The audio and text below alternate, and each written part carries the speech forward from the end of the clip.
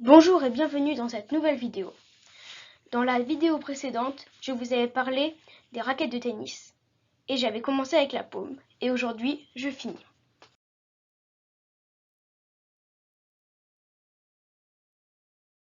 Le jeu de paume est un sport qui était très populaire au XVIe siècle.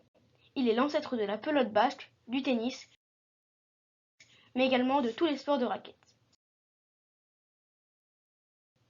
Ce sport se pratiquait à main nue ou avec des gants en cuir. Puis la raquette a été inventée pour que les nobles ne se fassent pas mal aux mains. Le joueur de paume s'appelle le paumiste ou le pommier, à ne pas confondre avec le pommier.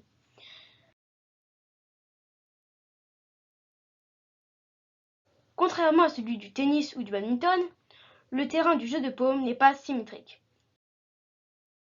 Il est composé de 3 parties. 1. Le dedans, qui est le côté depuis lequel on serre.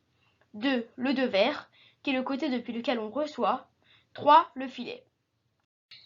Dans le jeu de paume, on trouve 2 disciplines. 1. La longue paume, qui se joue à l'extérieur. 2. La courte paume, qui se joue dans une salle avec une galerie. Les points sont comptés un par un. Le joueur qui sert est d'abord positionné à 60 pieds du filet. Un pied égale 32,5 cm. Au premier point marqué, le serveur peut se rapprocher de 15 pieds pour servir. Au deuxième point marqué, il pouvait encore avancer de 15 pieds, ce qui totalisait 30 pieds. Au troisième point marqué, il pouvait avancer de 10 pieds. Au total, il avait donc gagné 40 pieds. On disait alors que le joueur disposait d'un avantage. C'est cette façon de compter qui donne naissance au point du tennis.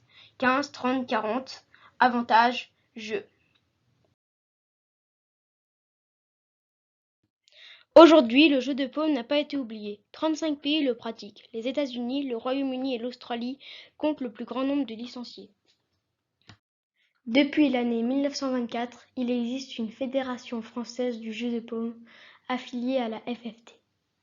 Il existe en France 3 salles où l'on joue encore au jeu de paume.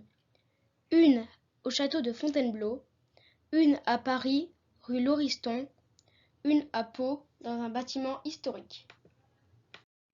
Le champion du monde en titre est l'Australien Robert Fahey qui a détrôné l'Américain Camden Rivière, champion du monde de 2013 à 2018.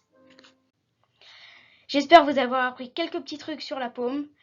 Je vous dis à dans quelques jours pour une nouvelle vidéo et je crois que la vidéo est terminée.